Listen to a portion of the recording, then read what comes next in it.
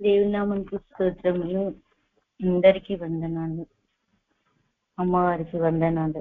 అందరికీ వందనాలు. ఇర్మియా గ్రంథంలో నుంచి 15వ అధ్యాయము 20వ వచనం చదువుకుందాం. అప్పుడు నిన్ను ఈ ప్రజలను పడగొట్టజాలని ఇత్తడి ప్రాకారంగా నేను నియమించేదను. నిన్ను రక్షించుటకును నిన్ను విడిపించుటకును నేను నీకు తోడయ్యుందును గనుక వారు నీ మీద యుద్ధము చేదురు గాని నిన్ను జయింపకపోదురని యెహోవా సెలవిస్తున్నాడు. ప్రార్థన. పరిశుద్ధుడ మోహన్నతుడ మీకు వందనాలు తండ్రి, నీకు స్తుతులు స్తోత్రాలు చెల్లిస్తున్నాం తండ్రి. ప్రభా, నీ వాక్యాన్ని ధ్యానం చేసుకోబోతుంటుండగా ప్రభా నీ కృప తోడుగా ఉంచండి దేవా. మేమేమేం ఎక్కడెక్కడ ఏ స్థలాల్లో కూర్చున్నాం ప్రతి ఒక్కరిని కూడా మీ యొక్క స్వాధీనంలో తీసుకొని మీ ఆత్మ చేత ప్రతి ఒక్కరితో ప్రభా మాట్లాడండి. మమ్మల్ని మీరు పరవశించే యొక్క లోతైనటువంటి ఆత్మీయ మర్మాలు మాకు బయలుపరచండి.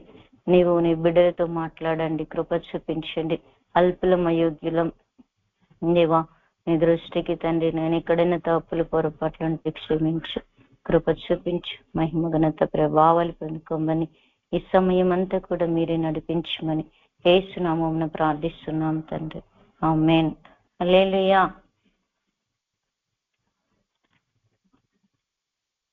అప్పుడు నిన్ను ఈ ప్రజలను పడగొట్టజాలని ఇత్తడి ప్రాకారముగా నేను నియమించేదను.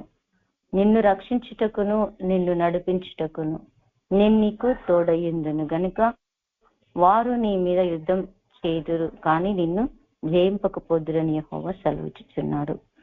దేవుడు మనం ఎప్పుడైతే ఈ లోకం నుంచి మరి ఒక ప్రత్యేకింపబడి దేవుడు మార్గంలో మనం ఎప్పుడైతే నడుస్తామో మనకు శత్రువులు తయారవుతారు. కానీ ఈ శత్రువులు అందరూ కూడా వచ్చేది, పరిస్థితులన్నీ కూడా మనకు ఉండేది, ఇవన్నీ కూడా మనము ఒక దాంట్లో పోరాటం నేర్చుకోవడానికి దేవుడు మనల్ని ఏ పని కొరకు నియమించుకున్నాడు అనే సత్యాన్ని మనము తెలుసుకోగలుగుతాం.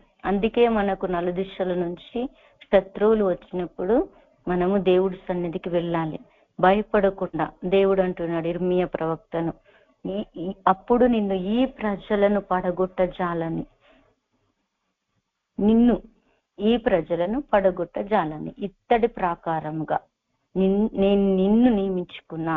నేను నియమించేదని అంటే నిన్ను ప్రణాళిక కలిగి ఉన్నా. తప్పకుండా నీ శత్రువులు నీ మీదకి వస్తారు, కానీ నిన్ను రక్షించుటకు నిన్ను విడిపించుటకు నేను నీకు తోడై ఉన్నా కనుక వారు నీ మీద యుద్ధం చేయటానికి వస్తారు, కానీ వాళ్ళు నిన్ను జయించరు అని చెప్పి దేవుడు ఇర్మియా ప్రవక్తతో మాట్లాడుతున్నాడు. మన చుట్టూ ఉన్న పరిస్థితులు కూడా మన మీద యుద్ధం చేయటానికి వస్తారు, కానీ వాళ్ళు జయించరండి. ఎప్పుడు మనము దేవుడు ఏర్పాట్లో ఉన్నామని గ్రహించి మనము ఒక ఇత్తడి ప్రాకారం లాగా మనం దేవుడి చేతిలో తయారు కావాలి. ఇత్తడి ప్రాకారము మన గోడలుతో, మన ఆత్మీయ గోడలు, మన పునాది, మన కట్టడ అంతయు కూడా మనము ఒక ఇత్తడి ప్రాకారం లాగా మనం కదలకుండా స్థిరముగా మన పునాది బలంగా ఉండాలి. అప్పుడు ఈ ప్రజలు ఎవరు కూడా మనని పడగొట్టాలని ప్లాన్ వేసినా వాళ్ళు జయించరు. మనని కూలగొట్టాలని, మనని దేనికి పనికి రాకుండా మన కుటుంబాలను నాశనం చేయాలని ఏ మాంత్రికులు, ఏ విరోధులు, ఏ అప్పులు, ఏ సమస్యలు నిన్ను రోజు తరుముతున్నాయో దేవుడు దాంట్లో నిన్ను ఒక ఇత్తడి ప్రాకారం లాగా చేయబోతున్నాడు. దేవుడు జకర్యా గ్రంథంలో 2వ అధ్యాయంలో 8వ వచనంలో ఒక మాట అంటాడు. జకర్యా గ్రంథం 8వ అధ్యాయము 2వ అధ్యాయం 8వ వచనం. సైన్యములకు అధిపతి యెహోవా సెలవిచ్చినదేమనగా, మిమ్మును ముట్టినవాడు తనకు అనుగుడ్డును ముట్టిన వాడని ఎంచి తనకు ఘనత తెచ్చుకుని దలిచి మిమ్మును దోచుకున్న అన్ని జిల్ల యుద్ధకు ఆయన నన్ను పంపి ఉన్నాడు. చూడండి, ఎవరమైతే మనం ఒక పడగొట్ట జాలని ఇత్తడి ప్రాకారం లాగా మనము దేవుడు చేతిలో తయారవుతామో, దేవుడు మన కన్నును ఎవరైనా ముట్టిందనుకో ఏం చేస్తాడు దేవుడు? వాళ్ళను కూడా మనల్ని ముడితే దేవుడు తననే ముట్టిందని తనతో, మన శత్రువుతో దేవుడు యుద్ధం చేస్తాడంట. అలా అలా మన శత్రువులు, ఇది నా జీవితంలో కూడా నేను చాలా మట్టుకు గమనించాను. నన్ను ఎన్నో రకాలుగా సతాను, మాంత్రికులు, మరి నాకు ఉన్నటువంటి పరిస్థితులు నన్ను ఎప్పుడు కూలద్రోయాలని ప్లాన్ చేసినప్పటికీ కూడా ఏ శత్రువు, ఏ మాంత్రికులు, విరోధులు ఏం చేయలేకపోయారు. ఎందుకు?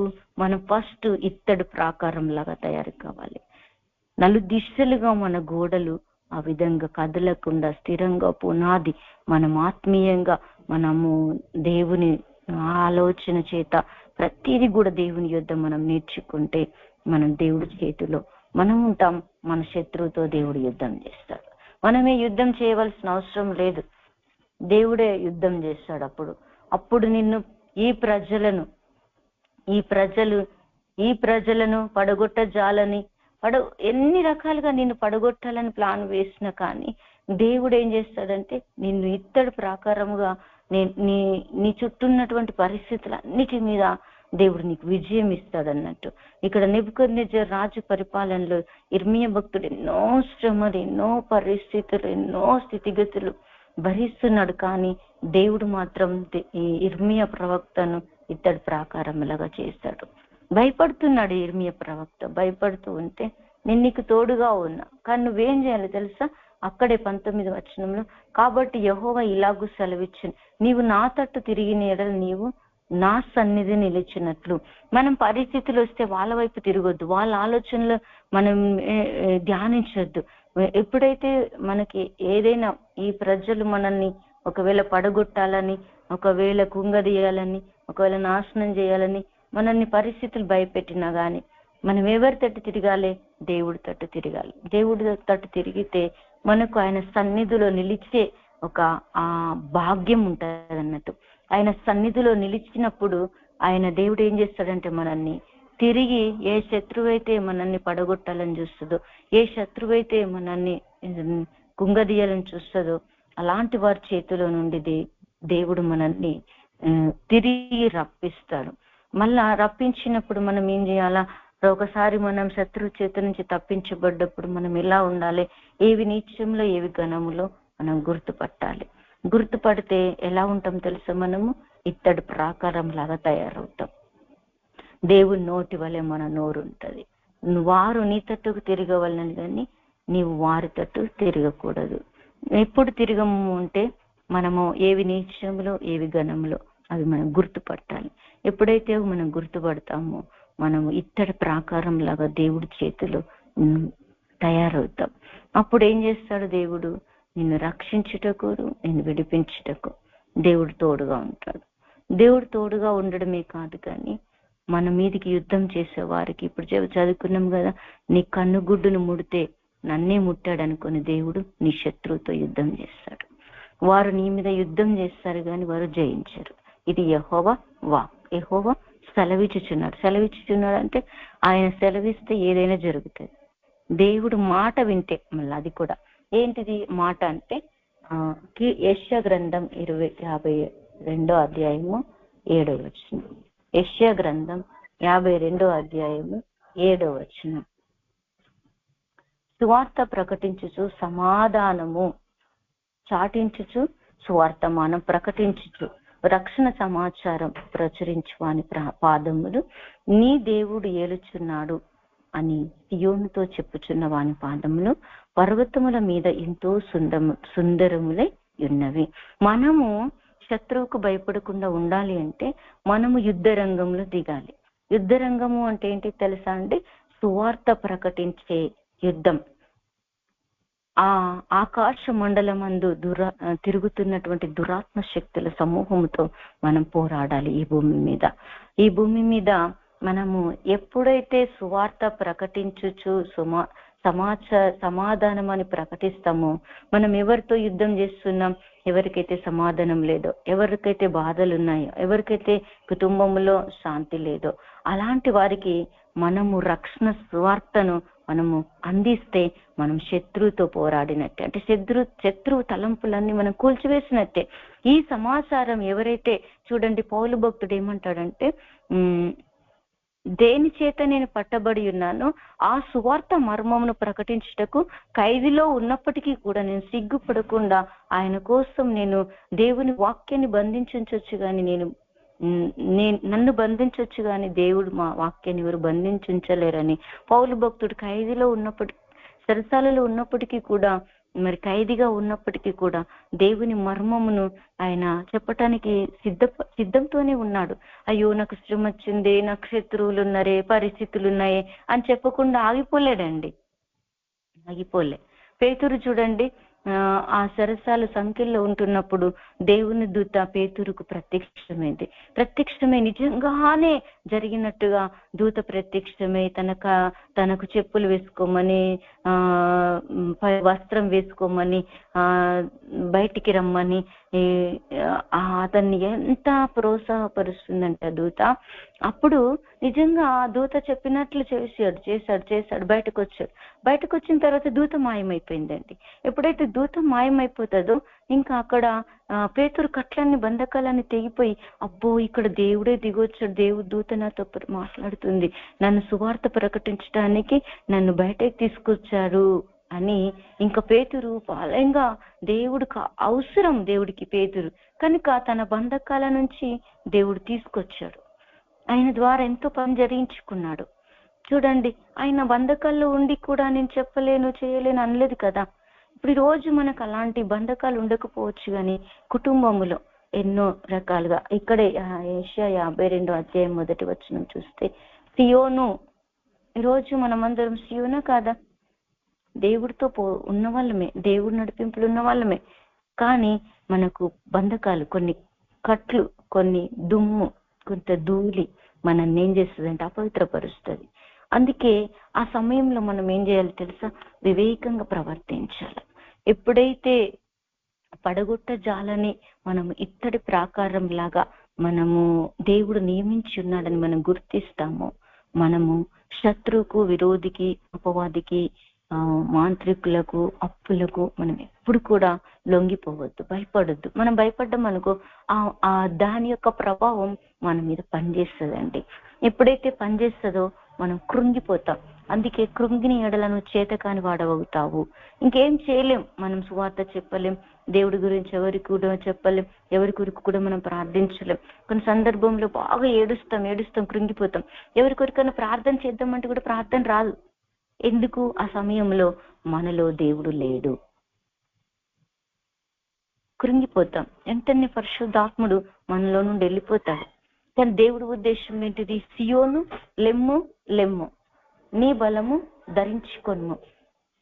ఏం బలం? నీ బలం ఎవరు? నీ బలం నీ దేవుడై ఉండాలి. నా బలం దేవుడై ఉండాలి.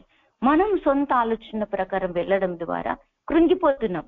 అందుకే సియోను లే, నువ్వు కూర్చున్న చోట నుండి నీవు ఆత్మీయంగా నువ్వు అలాగే కృంగి కూర్చుండవలసిన అవసరం లేదు. నువ్వు దేవుడి చేతులకు వెళ్ళాలి. సియోను లెమ్ము, నీ బలం ధరించుకొనుము. పరిశుద్ధ పట్టణమైన యెరూషలేమా, మనం ఎవరం? పరిశుద్ధ పట్టణం. మనం దేవుడికి పరిశుద్ధ పట్టణం. ఈ పరిశుద్ధ పట్టణము మీద పునాది వేయాలి. ఈ పునాది మరి అనేకులకు మనం ఒక కట్టడము వల్లే మనకు ఒక తోవచూపు స్తంభం లాగా మనం ఉండాలి. ఎప్పుడైతే మన పునాది ఒక ఎత్తైనటువంటి రమ్యమైన ఎత్తుగల చోటలో సర్వభూమికి మనం సంతోషకరంగా మన పునాది ఉన్నదనుకోండి, మనం పరిశుద్ధ పట్టణమే. ఆ పరిశుద్ధ పట్టణం లాగా మనం ఎప్పుడైతే తయారవుతామో దేవుడు ఏమంటాడు తెలుసా? నీ సుందర వస్త్రములను ధరించుకొనుము. ఇప్పుడు ఈ రోజు సుందర వస్త్రములు మరి ఎవరికి ఉన్నాయో ఎవరికి లేవు నాకు తెలియదు. దేవుడి రోజు మనతో మాట్లాడుతున్నాడు. సుందర వస్త్రము అంటే ఆత్మీయంగా సౌందర్యం. అక్కడే యెషయాలో 60:15 వచనంలో ఉంటది, ఆయన నిన్ను శృంగారించినందున. దేవుడు నిన్ను శృంగారించాడు. కానీ అప్పుడప్పుడు మాసిపోతాయి, అప్పుడప్పుడు శృంగారం పోతుంది, అప్పుడప్పుడు దేవుడితో సంబంధం కట్ అవుతుంది. ఎందుకు శృంగరించాడు? ఎందుకు సుందర వస్త్రాలు దేవుడు ధరింపచేశాడు? నేలను కూర్చుండడానిక, కృంగిపోవటానిక, బలహీనమవటానిక? నేనైతే అస్సలు ఇష్టపడను. ఒకప్పుడు కృంగిపోయినా, ఒకప్పుడు బలహీనమైన, కానీ ఇప్పుడు కృంగిపోతే రెడీగా ఉన్నాడు దుష్టుడు అని నాకు అర్థమైంది. కనుక దేవుడు పని చేయటానికి ఇప్పుడు సువార్త ప్రకటించు వారి పాదాలంట, నీ దేవుడు ఏలుచున్నాడని చెప్పే వారి పాదాలంట పర్వతాల మీద కనబడతాయంట. హల్లెలూయా. ఎత్తైన స్థలములలో నీ పాదాలు అక్కడ కనబడతాయి, దేవుడికి కనబడతాయి. నువ్వు అలాంటి స్థలములో గనక నువ్వు దేవుడితో నడిచే నీ జీవితం అలా ఉండాలి. అందుకే లే అంటున్నాడు ఈరోజు. నువ్వు ఏ కుప్పలో, ఏ పరిస్థితుల్లో, ఏ లోక సంబంధమైన పెంటలో కూలిపోయావో, దేవుడు పౌలు భక్తుడు, దేవుడికి సంబంధం ఉంది కనుక పౌలు భక్తుడు ఏమంటాడు తెలుసా? సమస్తమును పెంట కుప్పతో నేను సమానంగా ఎంచుకొనుచున్నాను. హల్లెలూయా. ఈ పెంట కుప్పనే దుమ్ము ధూళి, ఈ పెంట కుప్పనే సియోనులాగా ఉన్న మనాన్ని అపవిత్రపరుస్తుంది. ఈ పెంట కుప్పనే పరిశుద్ధమైన పట్టణముగా ఉన్నటువంటి మనల్ని ఏం చేస్తుంది? కలవరపరుస్తుంది. కలవరపరచబడిన సమయంలో మనలో ఉండి పరిశుద్ధత వెళ్ళిపోతుంది. పరిశుద్ధమైన పట్టణంలాగా యెరూషలేముగా ఉన్న మనం ఒక రోజు దేవుడు మనల్ని బలపరుస్తూనే ఉన్నాడు. కొన్ని సందర్భంలో దేవుడు మనతో మాట్లాడుతూనే ఉన్నాడు, మనలోనే ఉన్నాడు, మన ద్వారా కార్యాలు చేశాడు, మనం సువార్త ప్రకటించుచున్నాం. అయినప్పటికీ కూడా కొన్ని సందర్భంలో సువార్తను చెప్పడానికి ఇష్టం లేదు ఇక్కడ. ఇప్పుడు కొంతమందికి దేవుడేమో ఈ జనులు, ఈ ప్రజలు నిన్ను పడగొట్టజాలనిలాగా, ఎవరు నిన్ను పడగొట్టాలనుకున్నా వాళ్ళు పడగొట్టలేరు, ఎవరు నిన్ను కుంగదీయాలనుకున్నా వాడు పడగొట్టలేడు, కుంగదీయలేడు. నీ మీద యుద్ధం చేయడానికి వస్తారు కానీ జయించలేరు. ఎప్పుడు జయించరు? ఎప్పుడు నిన్ను శత్రువు నీ మీదకి యుద్ధంకి వచ్చినప్పుడు నువ్వు జయించకుండా జయించే పరిస్థితులు దేవుడు నీకు ఇస్తాడు. శత్రువుతో దేవుడు నీ పక్షంలో యుద్ధం చేస్తాడు అంటే మనం దేవుడి చేతిలో ఇత్తడి ప్రాకారం లాగా తయారు కావాలి. ఈ ప్రాకారం చుట్టూ నీకు దేవుడు ఎప్పుడు కాపుదల ఉంటాడు. అందుకే జకర్యాలో కూడా ఉంటది కదా, అగ్ని ప్రాకారం లాగా నేను నీకు తోడుగుంటాను అన్నాడు. ఎవరు కూడా నిన్ను పడగొట్టలేరు. జకర్యాతో ఆ మాట అంటాడు, ఇక్కడ ఇర్మియాతో ఈ మాట అంటాడు. ఎప్పుడు అంటే మనం ఎప్పుడు కూడా ధూళి ఎప్పుడు దులుపుకోవాలి. అందుకే చెప్తున్నాడు, పరిశుద్ధ పట్టణమైన యెరూషలేమా, ఎక్కడో సుందర వస్త్రాలు, దేవుడి దృష్టిలో సుందరవతి, నా ప్రాణ ప్రియురాల, నిష్కరంకురాల, నువ్వు నాకు ప్రత్యేకమింపబడిన దానవు అని చెప్పి, నువ్వు నీ బలసూచకమైన మందసముతో కూడా రమ్ము అని చెప్పి పరమగీతంలో 4వ అధ్యాయంలో 5వ అధ్యాయంలో చాలా ఆ యొక్క స్త్రీతో, సులెమీతితో ఆ సొలొమోను భక్తుడు చెప్తా ఉంటాడు. అంటే ఇక్కడ పరిశుద్ధాత్ముడు, ఈరోజు నీవు నేను సులెమీతే, ఈరోజు దేవుడితో సంబంధం నీకు ఎలా ఉంది? సుందర వస్త్రాలు ఉన్నాయా?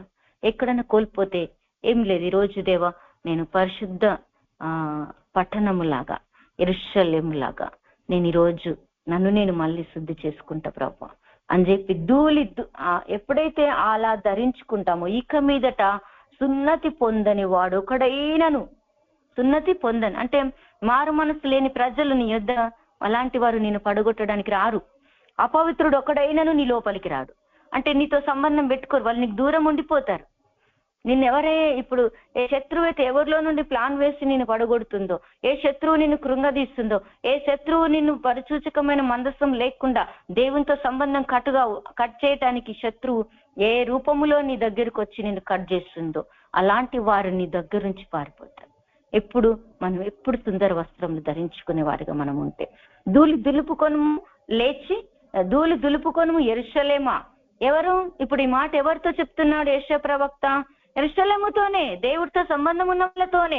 దేవుడు వారిని కట్టిన సమయంలో ఒకప్పుడు దేవుడు వారిని తయారు చేశాడు, యెరూషలేముగా తయారు చేశాడు.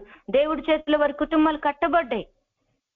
కానీ అప్పుడప్పుడు మనము కొన్ని పరిస్థితులను మనము యెరూషలేముగా ఉన్నటువంటి మనం అపవిత్రతలోనికి వెళ్ళిపోతున్నాం. అందుకే ఆ దుమ్ము, ఆ ధూళి ఎక్కడ మనలో అంటుకుందో అంటున్నాడు. ధూళి దులుపుకొనుము యెరూషలేమా, లేచి కూర్చో. ఏం చేయాలా?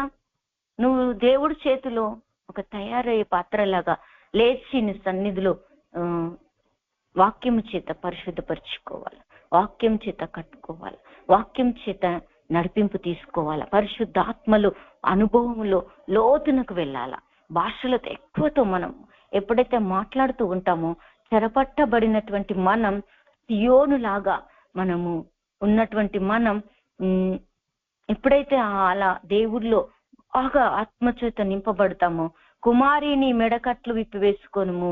కట్లు అంటే కొన్ని కట్లు శత్రువు మనకు కడుతుంది. ఎప్పుడు భక్తిహీనతలోనికి మనం ఎప్పుడైతే వెళ్ళిపోతామో, సువార్త ప్రకటించలేకపోతామో, సువార్తమానమును ప్రకటించలేకపోతామో, రక్షణ సమాచారం ప్రకటించకపోతామో, ఇగో నీ దేవుడున్నాడు భయపడకు నిన్ను కాపాడుతాడని చెప్పకుండా ఉంటామో, అప్పుడు మనలో దుమ్ము ఆల్రెడీ ఒక ఇల్లు వాడలేమనుకోండి, ఆ ఇంట్లో దుమ్ము వస్తుందా రాదా? ఇంటనే రెడీ అవుతుంది. ఒక 2-3 రోజులు ఒక ఇంట్లోకి వెళ్ళకుండా నువ్వు ఉండు, ఆ ఇంట్లో ఎంత దుమ్ము ఉంటుందో, ఆ ఇంట్లో ఎంత చెత్త ఉంటుందో చెప్పండి, ఉంటుందా ఉండదా?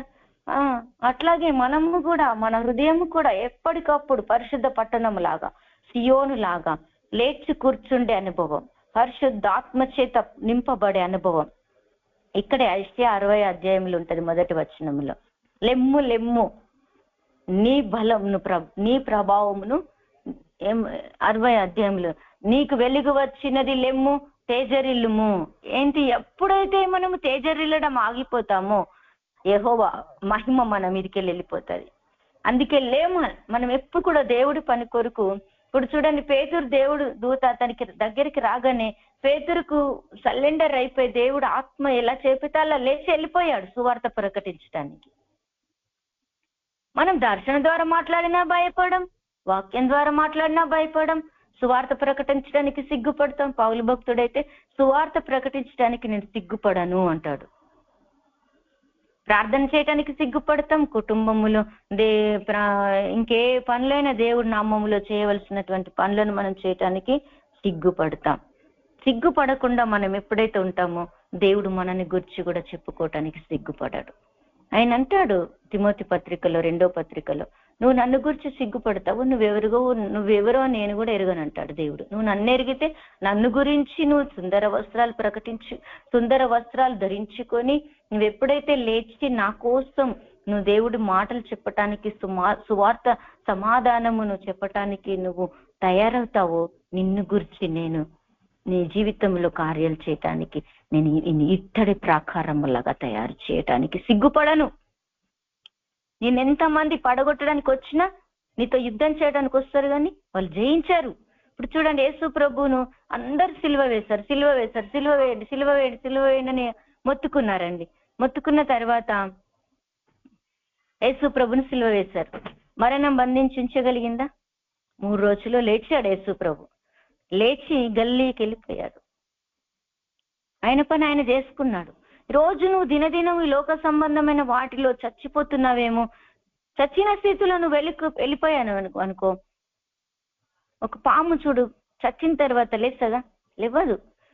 మనము కూడా చచ్చిన లోక సంబంధమైన వాటన్నిట్లో చచ్చిపోవాలండి. చచ్చిపోవాలి, మన ప్రవర్తన చచ్చిపోవాలి, కుంగుదల చచ్చిపోవాలి, ఆలోచనలు చచ్చిపోవాలి. అప్పుడు సున్నతి పొందని వాడు ఒకడు కూడా మన దగ్గరికి రాడు, అపవిత్రుడు ఒకడు కూడా మన దగ్గరికి రాడు. ఇంకా చచ్చిపోయిన పాము దగ్గర ముడతారు? ఎవరు ముడతారు? ఎవరైనా గెలికిస్తారా? ఎవరైనా మళ్ళా చంపాలని చూస్తారా? ఎవరైనా మళ్ళా కొట్టాలని చూస్తారా? నీవు నేను కూడా చచ్చినట్టున్నా మనకి ఎవరు మన జోలికి రారు, ఎవరు కూడా మన జోలికి రారు. అప్పుడు మనం దేవుడి చేతులు పడగొట్ట జాలని ఇత్తడి ప్రాకారం లాగా మనం ఎప్పుడు కూడా సువార్త ప్రకటించడానికి, సమాచారాన్ని ప్రకటించడానికి మనము బయలుదేరాల.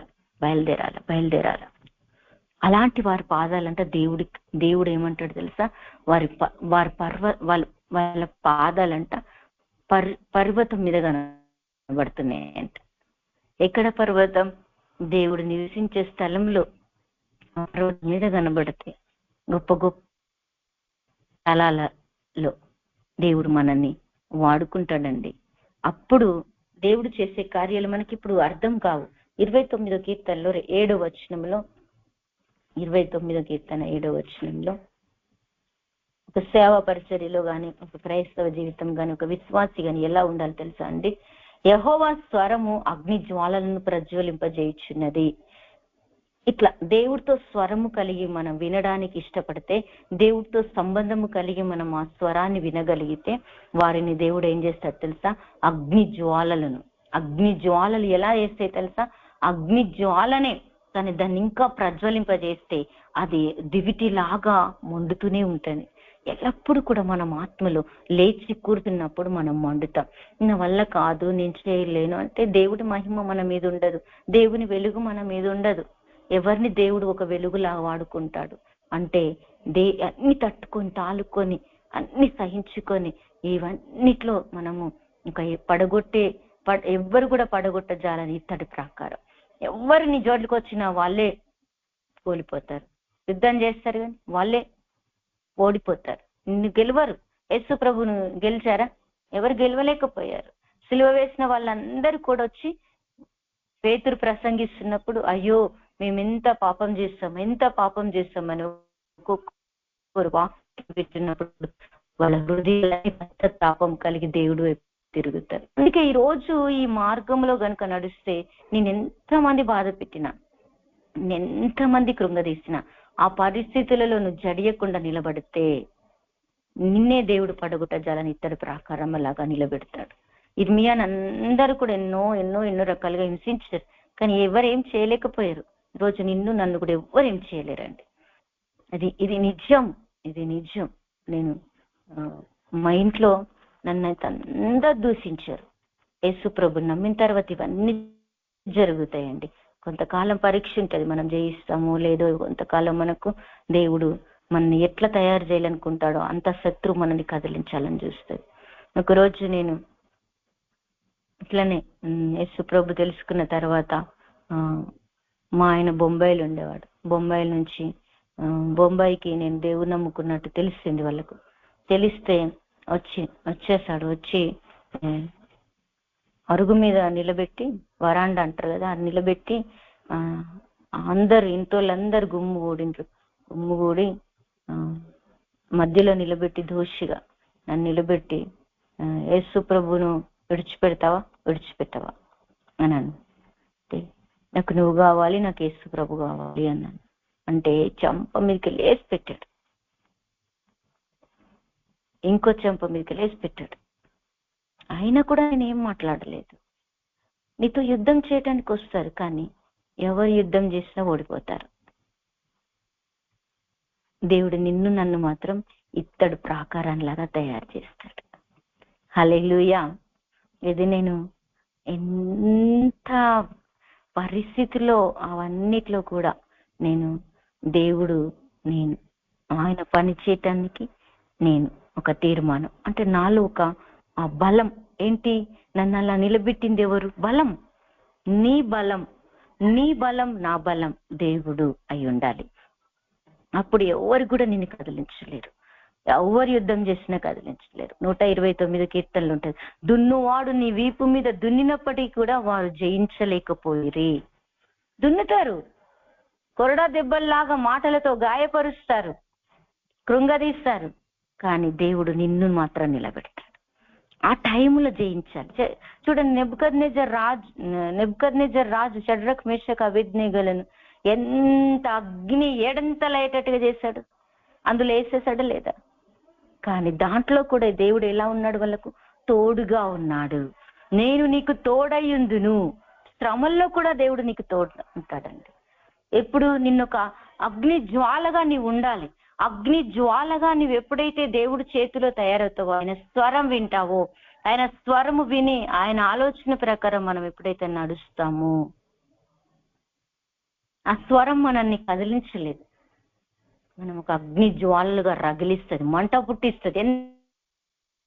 శ్రమ వచ్చిన ఆ శ్రమల్లో కూడా మనల్ని ఒక అగ్ని జ్వాలలాగా దేవుడు తయారు చేస్తాడు.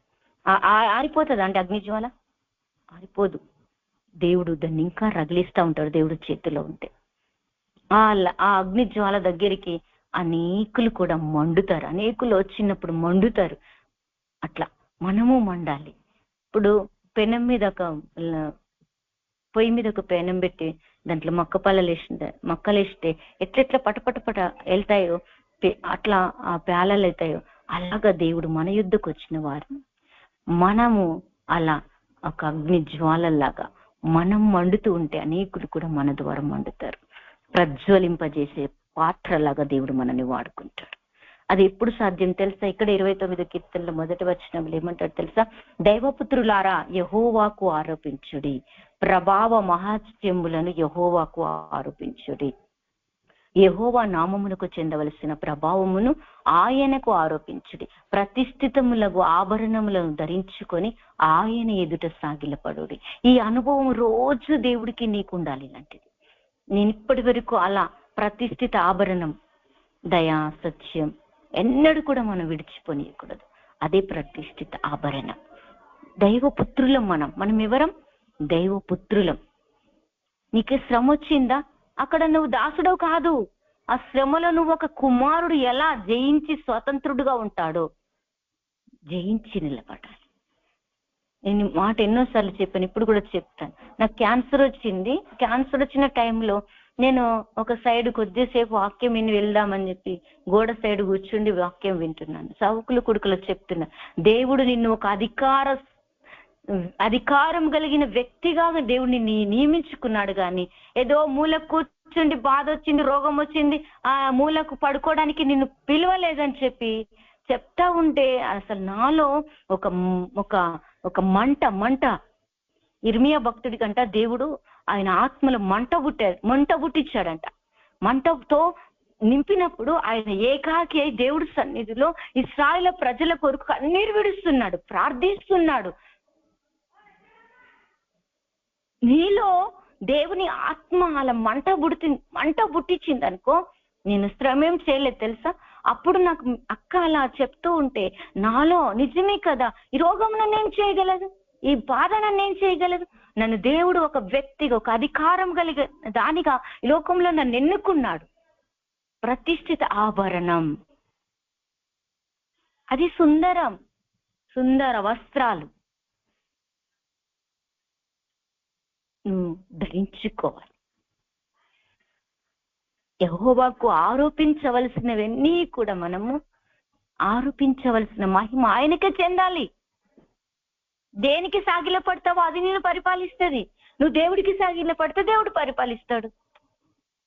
నిన్ను శుద్ధి చేసుకొని పరిశుద్ధమైన పట్టణం లాగా, యెరూషలేము లాగా మనం దేవుడి చేతులు ఎప్పటికప్పుడు, ఏ దినం ఆ దినం, ఏ సమయం కా సమయం, వెంటది వెంటనే ఇలా దేవుడితో సంబంధంగానికి మనం ఉన్నామనుకో, మనము ఒక అగ్ని జ్వాలలాగా. దేవుడు హెబ్రీ పత్రికలో 1వ అధ్యాయంలో ఒక మాట చెప్తాడు. హెబ్రీ పత్రికలో 1వ అధ్యాయంలో మనం ఎవరమంట ఎలా తయారు చేసుకున్నాడంట 6వ వచనంలో 7వ వచనంలో, తన దూతలను వాయువులుగాను తన సేవకులను అగ్ని జ్వాలలుగాను చేసుకొనువాడు అని తన దూతలను గూర్చి చెప్పుచున్నాడు. గాని తన కుమారుని గురించి అయితే, దేవా నీ సింహాసనం నిరంతరం నిలిచినది, నీ రాజదండం న్యాయమైనది. ఏంటిది? మనము దేవుడు చేతిలో దూతలుగా, వాయువులుగా, మనం అగ్ని జ్వాలలుగా ఉంటే మనం కుమారులం. ఆ దేవుడు సింహాసనం నిరంతరం నిలిచి ఉంటది. నీ రాజదండం న్యాయార్థమైనది. ఆయన ఒక వ్యక్తిని నడిపించాలనుకుంటే, ఒక వ్యక్తిని ఇలా తయారు చేయాలనుకుంటే అది న్యాయమే. శ్రమల నుండి వస్తున్నావా, బాధల నుండి వస్తున్నావా, కృంగిపోవద్దు. నువ్వు దేవుడి చేతులు ఎవరో తెలుసా? తన సేవకులు ఎవరో తెలుసా? అగ్ని జ్వాలలు. ఈరోజు అగ్ని జ్వాలలు ఆరిపోతున్నాయి. చాలా మంది మొదటి ఆసక్తి లేదు, మొదటి ప్రార్థన లేదు, మొదటి విశ్వాసం లేదు, మొదట్లో పోరాటం లేదు, మొదట్లో సహవాసం లేదు. వాక్యం అంటే గంతే కదా అన్నట్టుగా. అసలు ఏ రోజుకి ఆ రోజు వాక్యం ఎంత గొప్పగా కార్యాలు చేస్తే తెలుసా? ఏ రోజుకి ఆ రోజే. అది ఎప్పుడు విన్న వాక్యమైనా సరే, ఏ సమయంలో దేవుడు నీకే వాక్యం అవసరం, ఆ సమయంలో నువ్వు ఆశపడ్డ ప్రాణాన్ని ఆ వాక్యం ఏం చేస్తే తెలుసా? మండిస్తుంది. వాక్యం హృదయంలో మంట పుట్టిస్తుంది. నీవు నేను ఒక అగ్ని జ్వాలలాగా తయారు చేస్తుంది వాక్యం. అది ఆయన నీతిని ప్రేమించి దుర్నీతిని ద్వేషించే దేవుడు. అందుచేత దేవుడు నీతోటి వారికంటే నీ తోడి వారికంటే నిన్ను హెచ్చించటానికి నేను ఆనంద తైలముతో అభిషేకించాడు. ఆనంద తైలం ఏంది? ఎప్పుడు ఏడుపు తైలమే. బాధలు, దుఃఖం, విచారాలు ఒక్క క్షణము కూడా మనం దేవుడికి చోటియకుండా మనం జాగ్రత్తగా పడదాం. మనం ఎవరం? దేవుడి చేతిలో ఒక బాణములం, వారసులం, స్వతంత్రులం. శత్రువుకు మనం లోబడకుండా ఉండాలి. అగ్ని జ్వాలలు, కుమారులు మనం. ఎఫెసీ పత్రిక 5వ అధ్యాయం 18వ వచనం. ఎఫెసీ పత్రిక 5:18. మరియు మద్యముతో మత్తులై ఉండకుడి, దానిలో దుర్వ్యాపారము కలదు, అయితే ఆత్మపూర్ణులయ్యుండుడి. ఎప్పుడు మనం ఆత్మపూర్ణమైతాం? ఎప్పుడైతే ప్రతిష్ఠిత ఆవరణను ధరించుకొని మనము యెహోవా ఎదుట ఆయనకు చెందవలసిన ప్రభావమును ఆయనకు ఎప్పుడైతే మనం ఆరోపిస్తామో ఆయన స్వరం మనం వినగలుగుతాం. ఎప్పుడైతే దేవుని స్వరము మనం వినకుండా ఉంటామో ఇక ఏమైతుంది? మద్యములో ద్వారా మనం మత్తులమైపోతాం. మద్యం అంటే ఏంటి తెలుసా? ద్రాక్షరసం. ద్రాక్షరసం అంటే ఏంటి తెలుసా? ఇచ్చకపు మాటలు. ఇచ్చకపు మాటలు ఎక్కడైతే కొండెములు ఎక్కడైతే ఉంటాయో అక్కడ దుర్వ్యాపారం ఉంటది, అక్కడ ఏమేమో ఉంటాయి, అక్కడ గొడవలు ఉంటాయి. అందుకే తాగే వాళ్ళ మధ్యలో ఉండకూడదు, దుష్టుల ఆలోచన చప్పున నడవకూడదు, పాపల మార్గం నిలవకూడదు. దావీదు భక్తుడైతే 4 రకాల మనుషులకు దూరంగా ఉన్నాడంట. నాకు కూడా అయ్యగారు వాక్యం చెప్పినప్పుడు ఆలోచన చేసుకుంటా, ప్రభువా నేను ఈ రోజు భక్తిహీనులతో నేను సావాసం ఉన్నాను, వేషధారులతో ఉన్నాను, దుష్టులతో ఉన్నాను, పనికిమాల వాళ్ళతో ఉన్నాను, నాకు సాయం చేయి చెప్పు దేవా, అబ్బా నన్ను క్షమించు దేవా, సంబంధం నాకు ఉంటే ఒకవేళ నీ స్వరం నేను వినలేమనేమో. ఎప్పుడైతే ఈ సహవాసమునకు మనం కట్ అవుతామో మద్యంతో మత్తులమైపోతాం. అందుకే దానిలో కుటిలమైన మాటల్లో ఇచ్చకపు మాటల్లో మద్యం ఉంటది, కొండలలో మద్యం ఉంటది. ద్రాక్షారసం నిన్ను వెక్కిరింతల పాలు చేస్తుంది, గొడవలకు దారి తీస్తుంది, నష్టానికి దారి తీస్తుంది. కొండములు మాటలు ఇచ్చకపు మాటలు ఇవన్నీ కూడా దుర్వ్యాపారమే. ఎక్కడ 2-3 కలుస్తారు అక్కడ నుండి మనం వెళ్ళిపోవాలి. ఇద్దరు మధ్యలో ఎక్కడైతే వేరే మాట వచ్చింది అక్కడికి వెళ్ళిపోవాలి అంతే. అక్కడ మనం కలవద్దు, వాళ్ళతో సంబంధం పెట్టుకోకుండా జాగ్రత్త పడాలి మనకు మనమే. అందుకే మీరు ఆత్మపూర్ణులయ్యుండుడి. హల్లెలూయా. ఏంటంట? ఏముండాలి? ఎప్పటికప్పుడు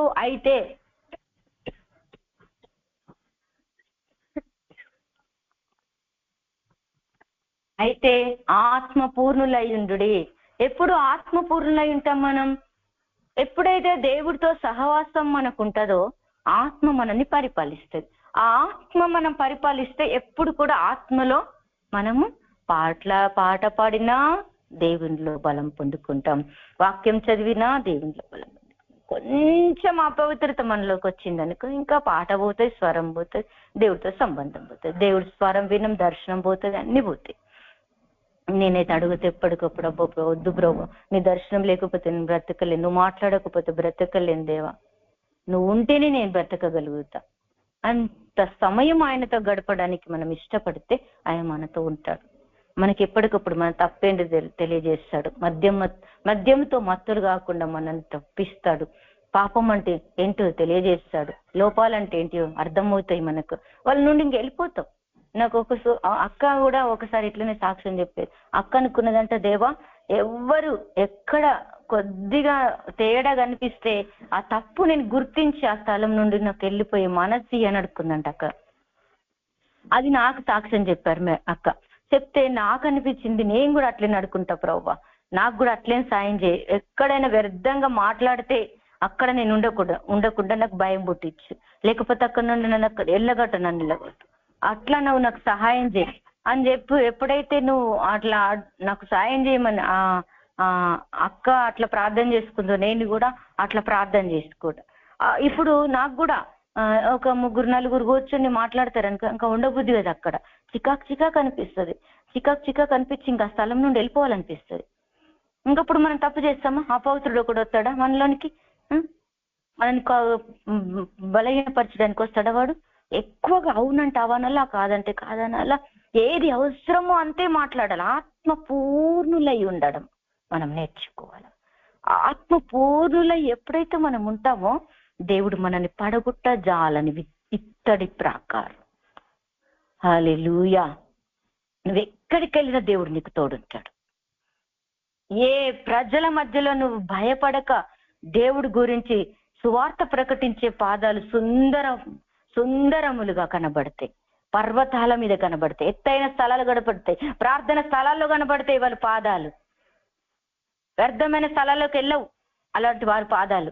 ఉట్టి మాటలు మాట్లాడే వాళ్ళ దగ్గరికి వెళ్ళవు వాళ్ళ పాదాలు. ఎప్పుడు దేవుని గురించే ప్రకటించడానికి, దేవుని గురించి పాడటానికి, దేవుని గురించి ఆరాధించడానికి ఆత్మపూర్ణులై ఉంటారు. హల్లెలూయా. అది మనం కావాలి, అది మనకు కావాలి. అదే సుందర వస్త్రములు అంటే. నువ్వు ఈ రోజు లేచి ఇవన్నీ ధరించుకో, శుద్ధి చేసుకో, పవిత్రపరచుకో, పరిశుద్ధపరచుకో. మనకు మనమే ఎప్పుడైతే మనం ఇట్లా పరిశుద్ధపరచుకుంటామో, పవిత్రపరచుకుంటామో, మన మధ్యలో దేవుడు అద్భుతం చేస్తాడు. అద్భుతాలు ఇంకా మన జీవితంలో. ఇట్లా సరి చేసుకోండి. నేనైతే సరి చేసుకుంటున్నా, నాకు అర్థమవుతుంది. అనుదినం వాక్యం చదువుతున్నప్పుడు అయ్యగారు చెప్తా ఉంటే నా తప్పులు నాకు అర్థమవుతా ఉంటాయి. ఒక వాక్యం విన్నప్పుడు నా తప్పులు నాకు అర్థమవుతా ఉంటాయి. అప్పుడు ఎంటది వెంటనే చూడండి, ఇంట్లో బట్టలు బాగున్నాయనుకో, ముళ్ళగట్టు మూటగట్ట పిండడానికి ఎంత కష్టమవుతుంది. 10 రోజుల బట్టలు సరి మూట కట్టినాం అనుకో ఎంత కష్టమవుతుంది. అదే ఏ రోజు చీర ఆ రోజు ఉతుక్కున్నాం అనుకో, అది ఎంత ఈజీగా ఉంటది. అట్లాగే మనము కూడా ఏ రోజు ఆ రోజు ఉతుక్కోవాలి. ఉతుక్కుంటారా? నేనైతే ఉతుక్కుంటా. హల్లెలూయా. రోమపత్రిక 9వ అధ్యాయం 33వ వచనం. ఇదిగో నేను అడ్డురాతిని అడ్డుబండను సియోనులో స్థాపించుచున్నాను, ఆయన యందు విశ్వాసం ఉంచువాడు సిగ్గుపరచబడడు అని వ్రాయబడిన ప్రకారం వారు అడ్డురాయి తగిలి తొట్టుపడిరి. ఎవరు? ఇశ్రాయేలీయులు. ఇష్టానుసారమైనటువంటి మార్గములు నడిచేసరికి వాళ్ళు తొట్టుపడి కూలిపోయారు. కానీ ఈరోజు దేవుడు నిన్ను నన్ను ఏమంటున్నాడు తెలుసా? విశ్వాసం ఉంచు వాడు సిగ్గుపడడు. ఒకవేళ విశ్వాసం లేదనుకో, ఇంకా మనము ఎన్నిసార్లు దేవుడు వాక్య ప్రకారం ఇట్లుండాలి ఇట్లుండాలని దేవుడు చెప్పాడు అనుకో, నడవలేమనుకో. ఆ దేవుడు మాట మనం వినకుండా, మనము ఒక ఇత్తడి ప్రాకారం లాగా దేవుడి చేతిలో తయారు కాకుండా, మన పాదాలు పర్వతముల మీద కనబడకుండా, ఆ సువార్త ప్రకటించడానికి సిద్ధపడకుండా, దేవుడి గురించి చెప్పకుండా మనము నోరు మూసుకుంటే మనం ఏమైపోతాం? ఇంకో కఠినమైపోతాం.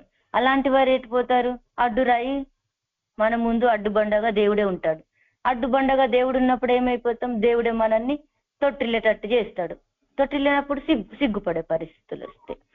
సియోనులోనే మరి యేసుప్రభువే మనకు అడ్డురాయి అవుతాడంట. చూడండి, అక్కడే ఆ ఇశ్రాయేలు ప్రజలు వాళ్ళ క్రియల వలన దేవుణ్ణి చూపలేరు. వెంటాడినట్టే వెంటాడిండు కానీ దేవుడికి దుఃఖపరిచారు. నామకార్థ భక్తి. చాలా మంది తొట్టుపడడానికి ఏంటి తెలుసా? నామకార్థ భక్తి. అద్భుతాల కొరకు పోరాడతారు, అద్భుతాల కొరకు నమ్ముతారు. కొద్దిగా అద్భుతాలు అయిపోయినాయి అనుకో, ఇక నువ్వెవరో నేనెవరు దేవుని గురించి చెప్పడానికి క్రియల్లో చూపించారు. క్రియల్లో చూపించడం అంటే ఏంటి తెలుసా? మనం యేసు ప్రభుని చూపడమే క్రియల్లో చూపించడు. ఈరోజు సియోనులో దేవుడు అడ్డుబండగా ఉండకుండా ఉండాలి అంటే, మనకు దేవుడు అడ్డుబండగా ఉండకుండా ఉండాలి అంటే, మనము ఈ పై వచనాల ప్రకారం మనము అనుసరించి నడుచుకుంటే దేవుడు మనకు తోడుంటాడు. దేవుడు తోడుండడమే కాదు, మనల్ని గొప్ప చేస్తాడు. ఇర్మియా భక్తుని ఎలాగా ఇత్తడి ప్రాకారం లాగా చేస్తాడు. చూడు, షడ్రక్ మెషక్ అబేద్నెగోలకు అగ్ని ఎలా తోడుగున్నారు. వాళ్ళలో విశ్వాసం ఎలా ఉంది? క్రియల్లో చూపించలేరా? భయపడినరా? ప్రతిమకు మొక్కినరా? మన కళ్ళ ముందుంటున్న పరిస్థితులకు లోబడితే మన ప్రతిమకు మొక్కినట్టే, ఇంకా దేవుని విడిచిపెట్టినట్టే, దేవుని క్రియల్లో చూపించనట్టే. అందుకే దేవుడిచ్చినటువంటి ప్రతి మాటకు మనం ఈ రోజు లోబడదాం. దేవుడు మనకు తోడై ఉంటానంటున్నాడు.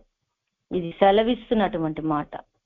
ఎవ్వరు నీకు యుద్ధం చేయటానికి వచ్చిన, దావీదు భక్తుడికి ఎంతమంది యుద్ధంకి వచ్చారు తెలుసా అండి? కానీ దేవుడే అతని పక్షంలో యుద్ధం చేశాడు. ప్రతి సమయంలో దేవుడు అతని పక్షంలో యుద్ధం చేశాడు. ఈరోజు మన పక్షమున కూడా నీ మీదికి యుద్ధంకి వస్తారుగా, నన్ను వారు జయించలేరు. ఈరోజు అప్పుల ద్వారానో పరిస్థితుల ద్వారానో కుటుంబములు ఏ స్థితిగతులతో మనము పోరాడుతున్నామో దేవుడికి అప్పగించుకుందాం, ప్రార్థన చేసుకుందాం. దేవుడు మన పక్షమున మనల్ని ముట్టినవాడు తన ముట్టిన వానితో ఎంచి తనకు ఘనత తెచ్చుకోవడానికి నీ శత్రువుతో దేవుడు యుద్ధం చేయబోతున్నాడు. ప్రార్థన చేసుకుందాం. ఇటు వాక్యం దేవుడు దీవించును గాక. అక్క వాళ్ళ సమయాన్ని తీసుకుంటారు.